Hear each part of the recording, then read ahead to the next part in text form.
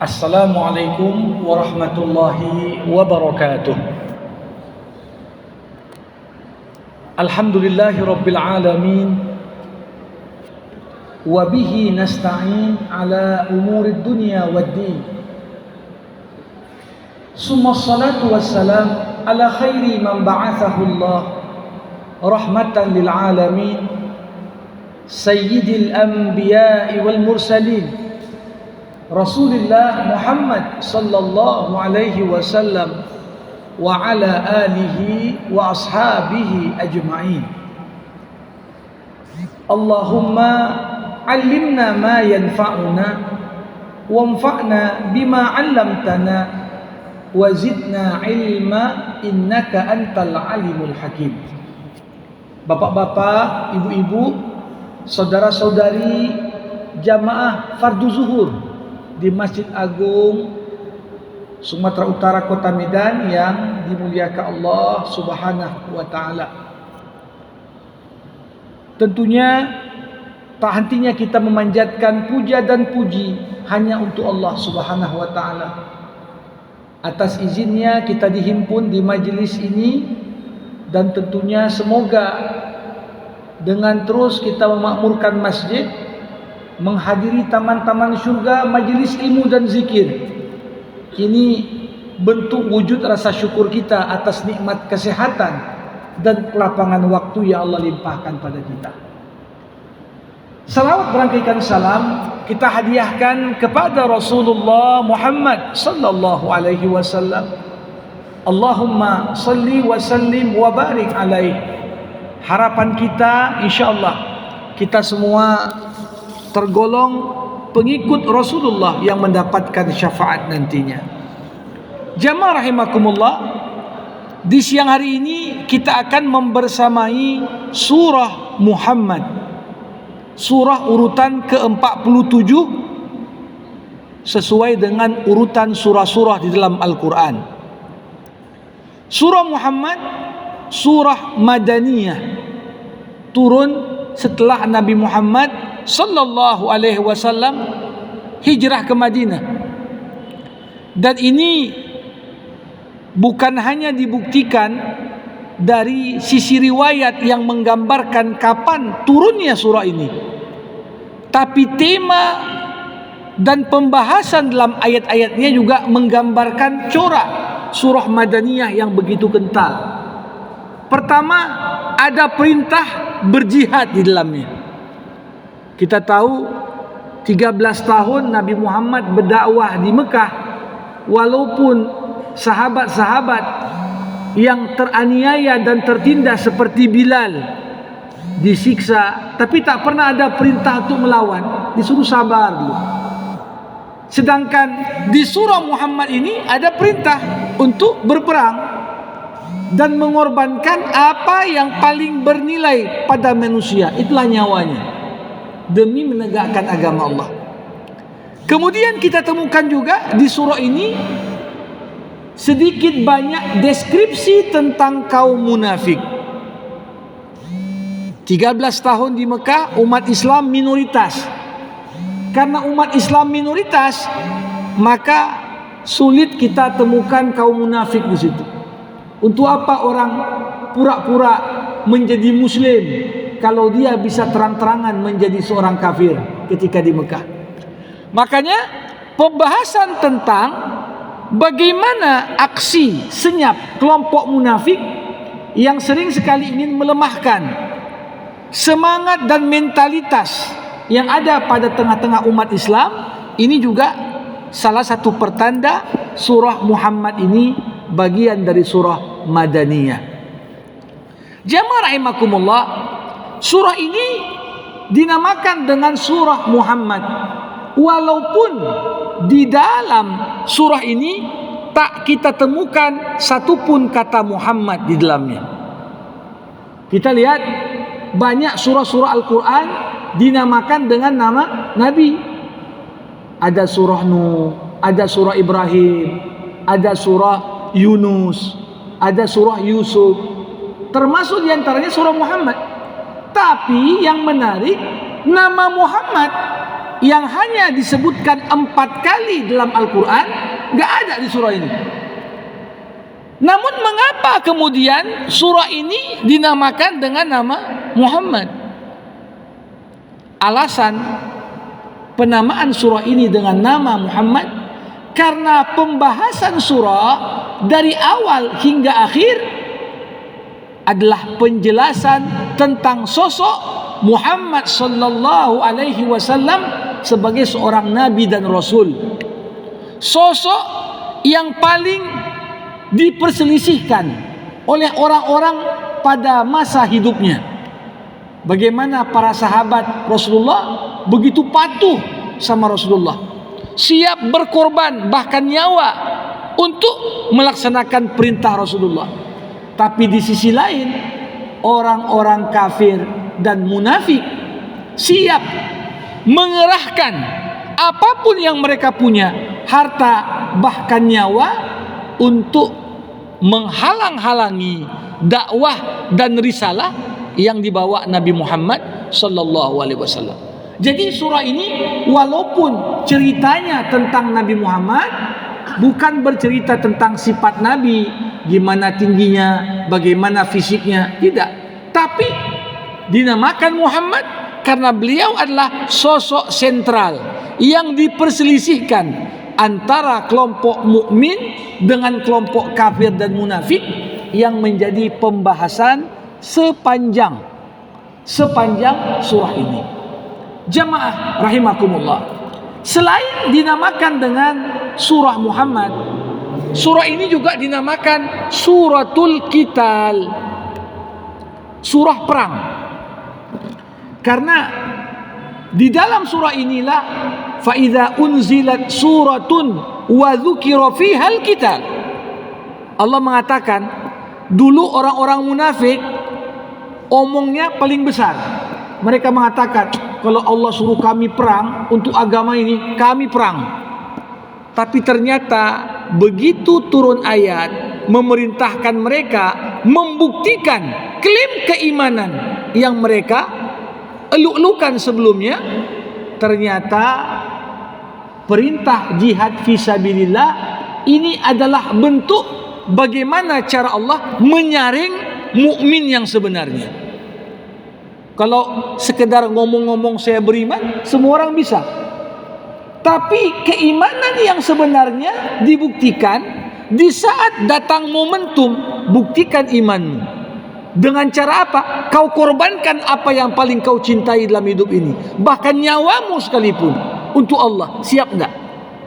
Maka dari itu, karena jihad selain solat adalah pembeda antara karakter mukmin dengan karakter munafik, karakter mukmin dengan karakter orang kafir. Kita lihat jamaah rahimakumullah, surah ini juga dinamakan dengan surah Alladzina Kafaru, karena awal surah ini Alladzina Kafaru wasaddu an sabilillah adalla a'malahum. Jadi kebiasaan para ulama menamakan tiap surah berdasarkan kata-kata yang disebutkan di ayat pertama. Jadi ini 3 nama yang paling populer tentang surah ini. Jamaah rahimakumullah, surah Muhammad ini 38 ayat, namun Allah Subhanahu wa taala sajikan surah ini ke tengah-tengah kita lewat gaya bahasa yang begitu menarik sekali. Bagaimana gaya bahasa di surah Muhammad? Allah selalu menyampaikan perbandingan tanpa terputus antara 2 kelompok manusia. 2 kelompok yang selalu berselisih paham tentang sosok Muhammad sallallahu alaihi wasallam. Jadi dari ayat pertama sampai ayat 38 disebutlah gimana sikap orang kafir, disebutkan pula setelahnya bagaimana sikap orang beriman. Kalau disebutkan kemudian bagaimana sikap orang beriman, disebutkan bergandengan dengan itu, di sisi lain beginilah sifat orang munafik. Ini kita lihat sepanjang surah disusun dengan cara yang sebagaimana saya deskripsikan tadi. Kita lihat di ayat pertama. Alladzina kafaru wa saddu an sabilillah adalla a'malahum. Poin pertama Allah katakan, orang-orang kafir yang suka menghalang-halangi manusia untuk mengikuti jalan Allah, maka usaha mereka, amal perbuatan mereka semuanya akan sia-sia. Artinya apa? Kalau kita lihatlah Bapak Ibu, berapa banyak dana, anggaran untuk, kalau kita lihat apakah mendiskreditkan Islam, menjelekkan Islam, mencitrakan Islam dengan citra yang buruk. Mulai dulu dari perang lawan terorisme. Ketika WTC tahun 2001, seakan-akan ini semua yang buat ini orang Islam. Apa yang terjadi? Justru makin dituduh macam-macam pada Islam, makin banyak orang masuk Islam. Sekarang dituduhkanlah pula ekstremis kepada Islam ini. Islam dianggap agama karas, kemudian dan lain sebagainya. Yang terjadi, bagaimana Allah selalu mengatakan dalam Quran, yuriduna liyutfi'u nurallah biafwahihim. Mereka sangat berkeinginan memadamkan cahaya Islam, tapi Allah berkehendak Islam ini pasti tegak. Bahkan para ulama mengatakan, orang yang ingin memadamkan Islam sama seperti orang yang meludah ke langit untuk memadamkan matahari. Coba bayangkan, saat ini penduduk dunia kurang lebih 8 miliar. Kalau 8 miliar manusia semuanya meludah ke atas dengan tujuan yang satu, supaya matahari padam dengan ludah kita, apa yang terjadi? Matahari akan tetap bersinar, justru ludah balik kepada yang meludah. Begitulah upaya sistematis, upaya konspiratif untuk memadamkan, bahkan menghalang-halangi orang dari Islam, hanya akan sia-sia. Ini kata Allah. Nah, di sisi lain, bagaimana pula dengan orang yang beriman? Walladzina amanu wa amilus shalihat wa amanu bima nuzila ala Muhammad wa huwal haqqu mir rabbihim kaffara anhum sayyi'atihim wa aslaha balahum. Orang yang beriman, beramal soleh, beriman kepada apa yang Allah turunkan kepada Nabi Muhammad, yang merupakan kebenaran yang datangnya dari Allah, Allah akan hapus keburukan-keburukan mereka, kesalahan-kesalahan mereka, dan Allah akan perbaiki kondisi mereka. Jadi artinya apa?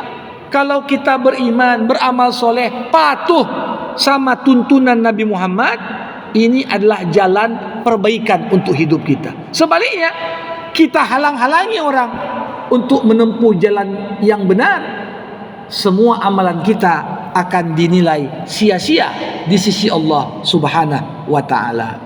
Bapak Ibu yang saya muliakan, kenapa amalan orang-orang kafir itu sia-sia? Kenapa pula amalan orang yang beriman itu akan melahirkan buah? Allah katakan di ayat ketiga, zalika bi annal ladzina kafaru ittaba'ul batil wa annal ladzina amanu ittaba'ul haqqa mir rabbihim. Orang-orang kafir itu mengikuti yang batil. Sifat yang batil itu pasti sirna. Sifat kebatilan itu takkan abadi. Berapa lamalah orang bisa mengusung kebatilan? Akan datang sebuah momen habis masa kebatilan itu. Tapi yang namanya kebenaran mau dipadamkan pun, sebagaimana digelontorkan uang yang begitu banyak, kebenaran takkan pernah mati. Seketika kebatilan melemah, maka menguatlah kebenaran. Innal batila kana zahuqa. Sifat kebatilan sirna, sifat kebenaran pasti akan kekal abadi.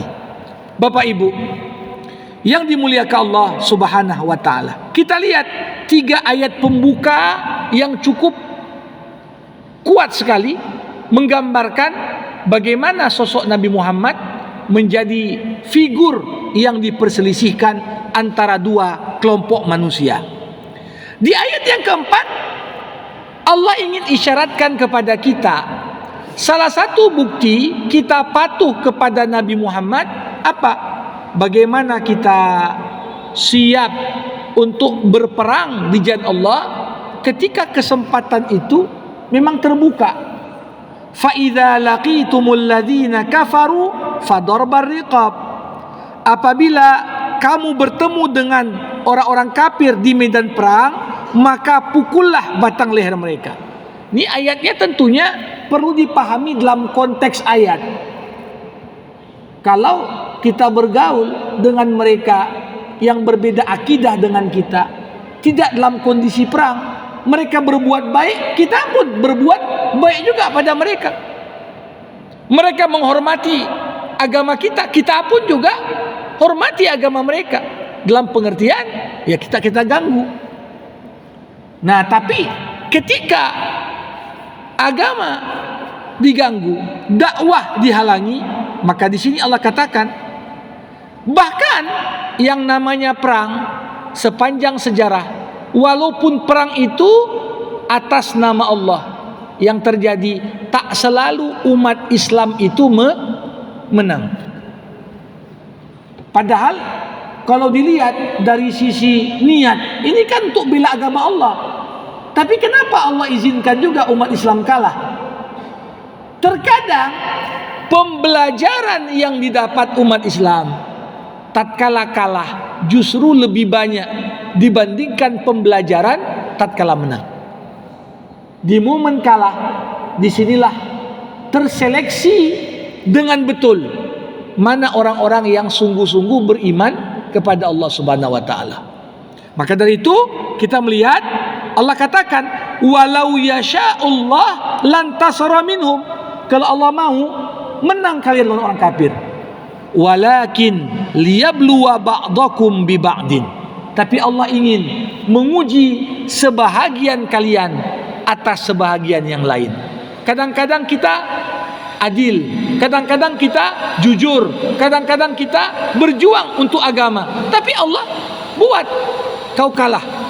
Kenapa? Ini ujian supaya kita terus mengevaluasi niat kita, cara-cara kita berjuang agar tetap sejalan dengan bagaimana ketentuan yang seharusnya.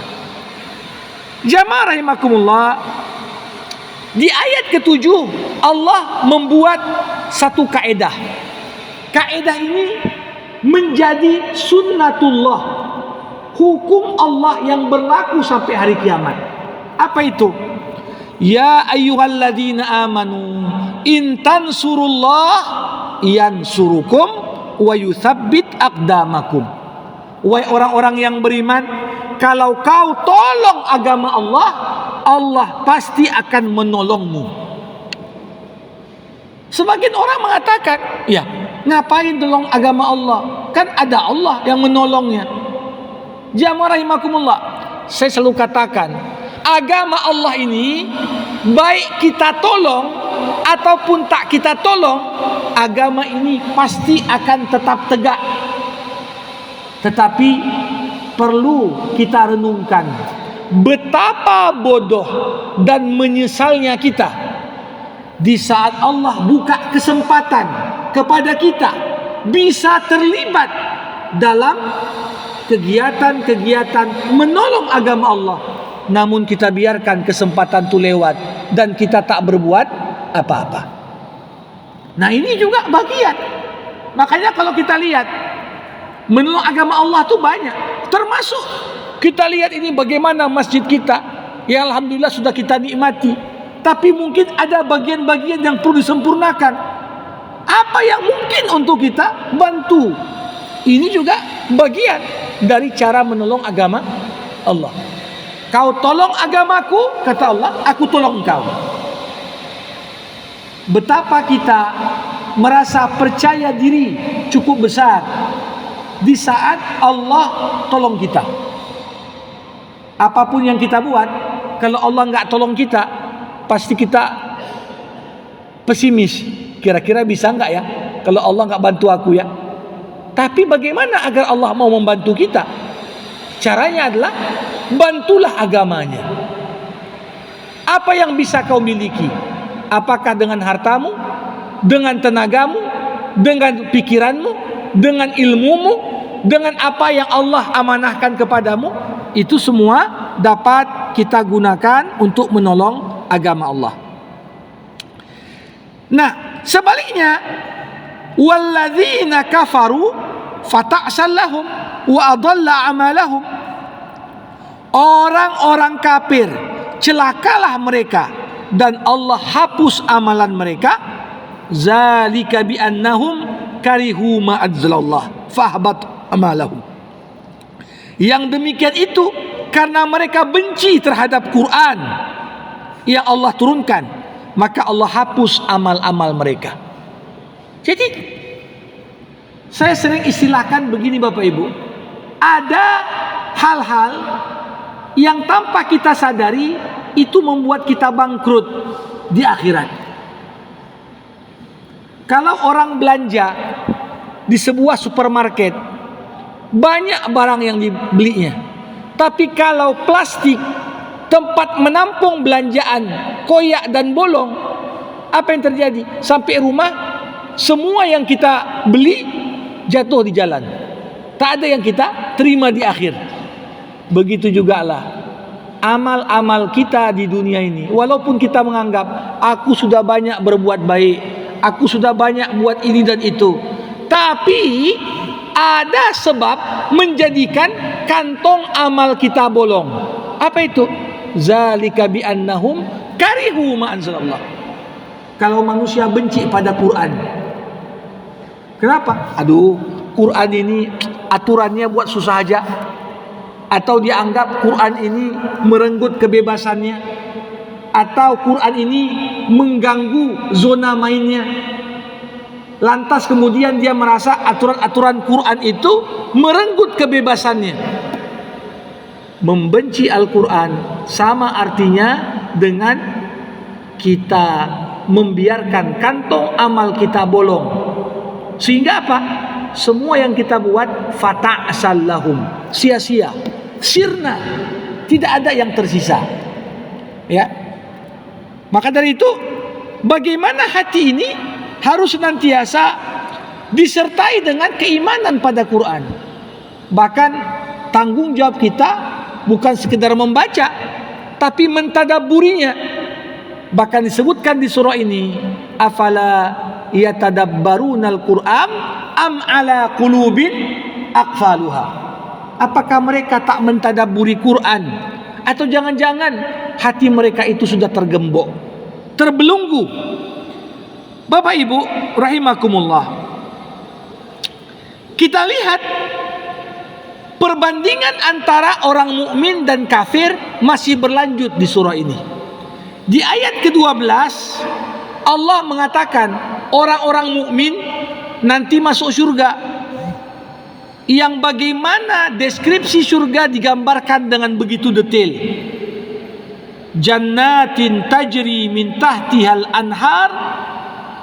Mereka masuk ke surga yang di bawahnya mengalir sungai-sungai. Sebaliknya, orang-orang kafir, bagaimana kondisi mereka? Walladzina kafaru yatamatta'un wa ya'kulun kama ta'kulul an'am wan naru maswal lahum. Orang-orang kafir itu ketika di dunia mereka bersenang-senang, menikmati dunia. Mereka makan seperti makannya binatang ternak. Namun nanti di akhir perjalanan, nerakalah tempat tinggal bagi mereka. Jadi di dunia orang mukmin itu menganggap dunia ini, walaupun kita kaya, walaupun kita punya jabatan, bagi seorang mukmin dunia laksana penjara. Kenapa? Kita semua menyadari ada aturan main yang harus kita perhatikan dan kita patuhi. Gak boleh ini, gak boleh itu, batasan ini, batasan itu. Tapi orang kafir tak ada batasan. Tapi bagaimana mukmin dengan segala batasan yang ada di dunia nanti masuk surga dengan kenikmatan tak terbatas. Sebaliknya, orang yang menikmati dunia dengan kekufurannya di akhirat kelak justru dimasukkan ke dalam fannaru maswallahum, nerakalah tempat tinggal bagi mereka. Bapak Ibu rahimakumullah, kita lihat mulai ayat ke-16 Allah mulai mengisyaratkan orang-orang yang memusuhi Nabi bukan hanya orang kafir yang terang-terangan membenci Quran, membenci Rasul, dan membenci Islam.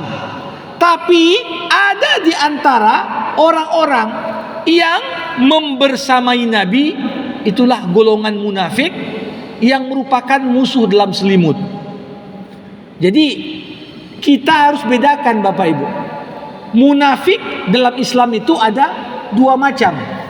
Ada munafik secara i'tiqad, akidah, akidahnya munafik. Inilah orang yang pura-pura masuk Islam untuk menghancurkan Islam dari dalam. Ini jelas tempatnya bersama orang kafir. Tapi ada kelompok kedua, munafik amal. Amalannya munafik, tapi dia masih Islam dan belum menjadi kafir. Siapa? Orang yang kalau bicara suka bohong.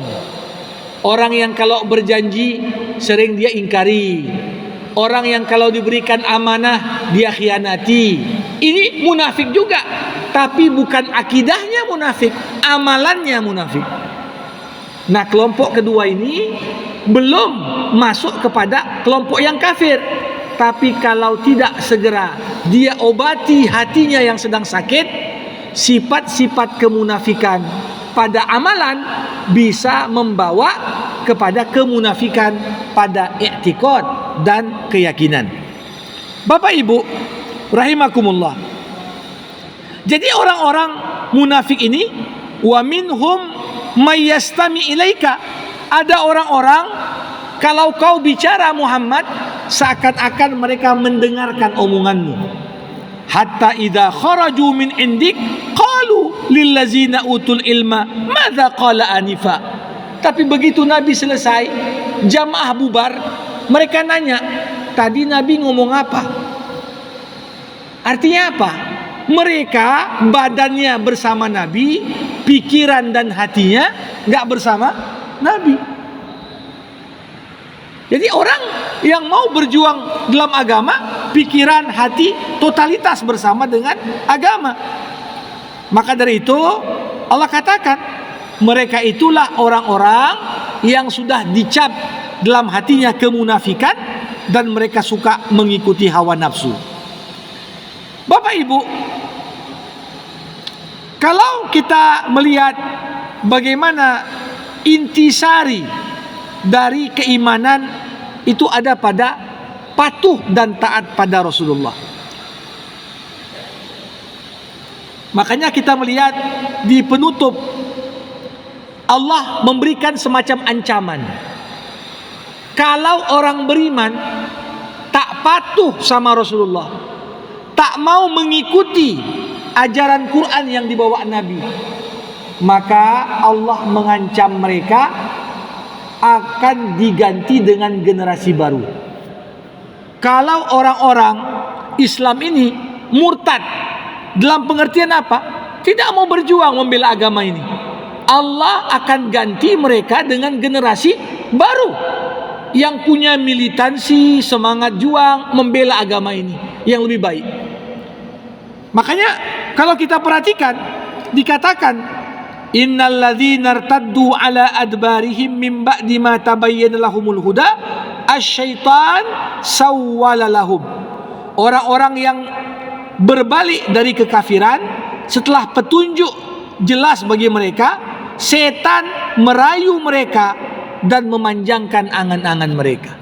Jadi kadang-kadang ada orang sudah tahu agama ini agama yang benar, tapi tidak bersegera untuk bertobat, tak bersegera untuk masuk Islam dan memperbaiki diri. Dia merasa kan masih muda, masih lama lagi pun meninggalnya. Disinilah tipu daya setan yang membuat manusia panjang angan-angan. Kita merasa ya masih muda kok, lama lagi, nanti dah pensiun baru kita tobat, nanti kalau sudah sakit-sakitan baru kita perbaiki diri. Begitulah terkadang setan datang untuk memanjangkan angan-angan manusia. Maka dari itu mereka mengatakan kami patuh pada ajaran agama di sebagian bidang, tapi kami tak patuh di bidang yang lain. Disuruh solat, solat dia, tapi disuruh puasa nggak mau dia. Disuruh zakat tak mau dia. Ya udahlah, aku kan udah solat katanya. Nah di sini jamaah rahimakumullah, Allah di surah Muhammad menggambarkan potret yang begitu mengenaskan. Bagaimana momen sakaratul maut orang-orang kafir, yang mana itu sangat kontras dengan momen sakaratul maut orang-orang yang beriman. Gimana orang kafir sakaratul maut? Fa kaifa idza tawafathumul malaikah yadribuna wujuhahum wa adbarahum. Bagaimana nasib mereka orang kafir ketika malaikat maut mencabut nyawa mereka, memukul wajah dan punggung mereka. Digambarkan orang kafir ketika meninggal dunia, rasa sakit yang menyertai sakaratul maut seperti sakitnya dipukul 5.000 pedang sekaligus. Satu pedang aja mukul kita, gimana sakitnya itu? Bayangkan 5.000 pedang memukul wajah dan punggung seseorang di waktu bersamaan. Itulah potret gambaran di ayat ini mengenaskannya momen sakaratul maut orang-orang yang kafir. Nah ini tentunya sangat berbeda dengan orang-orang yang beriman. Ya, bagaimana orang yang mati syahid itu Allah nampakkan kepadanya tempatnya di surga, Allah tampakkan kepadanya segala kenikmatan. Makanya semua yang mati syahid itu meninggalkan dunia dengan senyuman. Ya, walaupun yang namanya sakaratul maut tetap ada rasa sakit. Nabi Muhammad saja sebagai manusia yang paling dicintai Allah, paling bertakwa, keringat dingin ketika sakaratul maut. Tapi tentunya ini berbeda dan sangat kontras dengan rasa sakit yang dirasakan oleh orang-orang kafir. Jamaah rahimakumullah, sekali lagi mendekati penghujung ayat, Allah katakan, innal ladzina kafaru wa saddu an sabilillah wa syakur rasul min ba'di ma tabayyana lahumul huda la yadurrullah syai'a. Orang-orang yang kafir yang suka menghalang-halangi manusia dari jalan Allah, memusuhi rasul setelah jelas petunjuk bagi mereka, mereka takkan memberikan bahaya sedikit pun untuk Allah, dan Allah pasti akan jadikan amal mereka itu sia-sia. Maka dari itu pesan paling penting dari ayat yang ada di surah Muhammad, ya ayyuhalladzina amanu atiullah wa atiur rasul wa la tubtilu a'malakum. Wahai orang-orang yang beriman, patuhi Allah, patuhi Rasul, dan jangan sekali-kali kalian batalkan pahala amal kebaikan kalian. Ya, jadi patuh ini kunci. Kalau kita ingin amal kita berketerima, selain ikhlas, selain iman, maka penting dilandasi oleh kepatuhan kepada Rasulullah Muhammad sallallahu alaihi wasallam. Pada akhirnya Allah Subhanahu wa taala mengatakan, innamal hayatud dunya la'ibun wa lahun. Dunia ini permainan, senda gurau. Wa in tu'minu wa tattaqu yu'tikum ujurakum wa la yas'alkum amwalakum. Kalau kau beriman, bertakwa, Allah berikan pahala untukmu dan Allah tak akan meminta hartamu. Jadi keimanan dan ketakwaan tak akan buat kita jadi miskin. Allah gak akan minta harta kita. Silakan. Justru beriman dan bertakwa, jaminan hartamu akan berkah. Apa yang kau dapat akan Allah jaga. Sebaliknya, wa iyas'alukumuha fayuhfikum tabkhalu wa yukhrij adghanakum. Sekiranya Allah minta harta padamu, lalu mendesak kamu agar memberikan semua, niscaya kamu akan kikir dan Allah akan menampakkan kedengkianmu. Coba bayangkan, apa yang Allah kasih untuk kita dari harta, berapa yang Allah minta kita zakatkan? Zakat 2,5%. Bandingkan dengan yang Allah kasih, sangat kecil. Tapi kadang-kadang inilah cara Allah untuk bagaimana menuntut hambanya terus memperbaiki dan membersihkan hati. Para hadirin, di penutup surah Allah menggambarkan buruknya sifat kikir. Apalagi kalau kikir itu kikir dalam membelanjakan harta di jalan Allah. Ha antum haula tud'auna litunfiku fi sabilillah. Ingatlah, kamu adalah orang-orang yang diajak membelanjakan hartamu di jalan Allah. Faminkum may yabkhal, di antara kalian ada yang kikir. Wa may yabkhal fa innama yabkhalu an nafsih. Siapa yang kikir, sesungguhnya dia kikir untuk dirinya sendiri. Jadi kalau kita kikirlah untuk bersedekah, berinfak, sebenarnya kita kikir bukan untuk orang, untuk diri kita. Karena apa yang kita berikan untuk orang, itulah kebaikan yang sedang kita berikan untuk diri kita masing-masing. Demikian pesan yang Allah sampaikan untuk kita di surah Muhammad ini. Sangat keras, sangat tegas.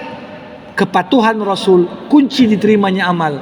Dan bagaimana kepatuhan Rasul dibuktikan dengan berjihad, dibuktikan dengan berinfak di jalan Allah. Karena walaupun di dunia kita diuji, namun sesungguhnya Allah siapkan tempat terbaik bagi kita di akhirat kelak. Mari sama-sama kita akhiri majelis ini dengan membaca doa. Alhamdulillahirabbil alamin. Hamdan yuwafi ni'amah wa yukafi'u mazidah. Ya Rabbana lakal hamdu kama yanbaghi li jalali wajhikal karim wa li azimi sultanik. Allahumma salli ala Sayyidina Muhammad wa ashghilidh dhalimin bidh dhalimin wa akhrijna min bainihim salimin. Allahumma 'allimna ma yanfa'una wanfa'na bima 'allamtana wa zidna 'ilma innaka antal 'alimul hakim.